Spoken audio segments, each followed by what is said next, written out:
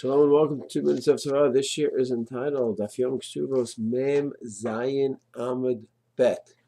The Gemara discusses the biblical Daraita obligations that a man has towards his wife. What's from the Torah, what's from the Rabbanan. So we know the famous pasuk Sheh Ksut Onatah. But what exactly do those three things mean? So many take it to mean share his food, ksut his clothing, onatah is a man's obligation to have intimacy with his wife. Others argue.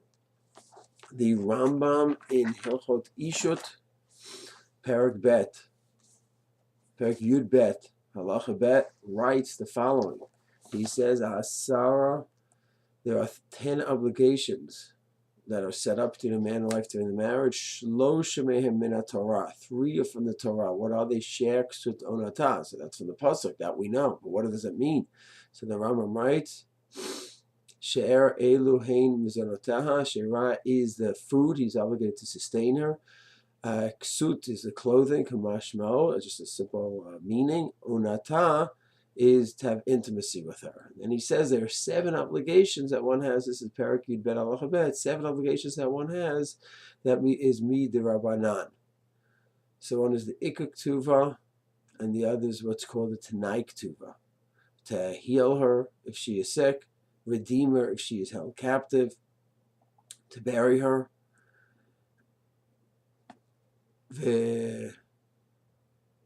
she's sustained from his possessions, she stays in his house even after he passes away, the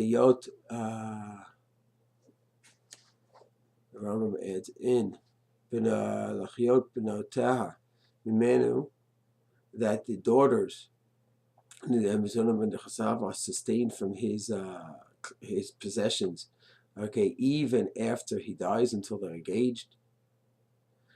And he lists V'liyot baneha zacharim mimenu yorshin ketuvata yotel chakam birusha she'im achotam, that they have a portion in her, that the boys have a possession in her yerusha from Ksuba. So the Rambam lists those 10.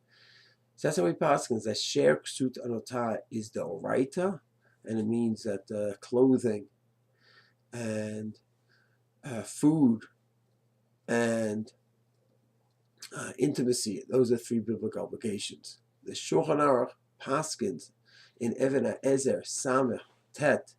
Also, he mentions the 3 and the 10 and all the takanot, but it's not clear what exactly he holds. The Beit Shmuel writes that the Rambam holds the 3 from the Torah as we just mentioned.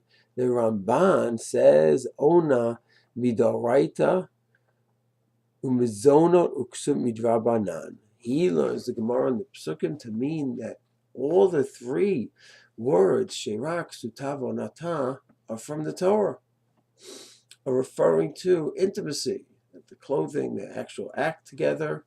All 3 are related to intimacy, and the others are midrabanan.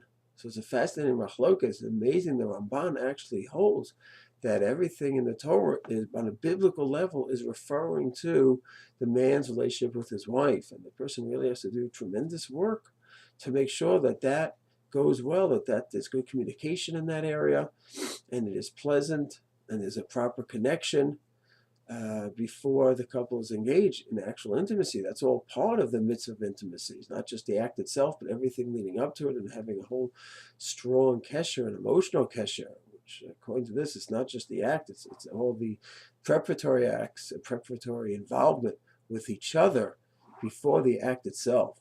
So just in sum, there is the pasuk in the Torah, She'er ksut onatah.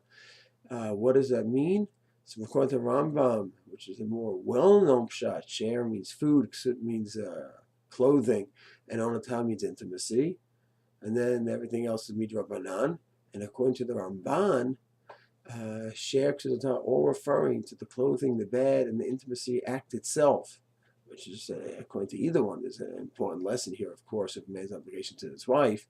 But the Ramban specifically has a very specific message regarding onatah, and the importance of really thinking through the sugya and treating it like a proper sugya, which is an important element, of course, of the relationship between a man and a wife. Shalom.